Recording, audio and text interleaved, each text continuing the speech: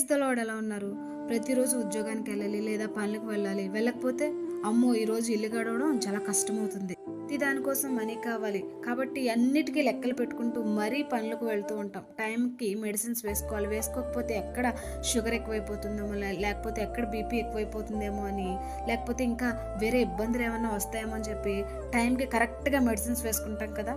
ఇలా లోక సంబంధమైన ప్రతి విషయంలో మన అవసరాలు తీరాలని, రోగాలు తగ్గాలని, కుటుంబ పోషణ జరగాలని ఎంతో కేరింగ్, జాగ్రత్తలు తీసుకుంటాం కదా! అయితే ఇదే భయం ఆధ్యాత్మిక విషయాల్లో ఉందా?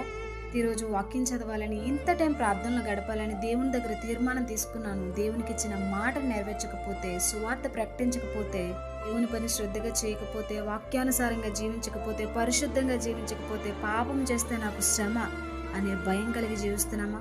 ఒకసారి పరిశీలన చేసుకుందాం.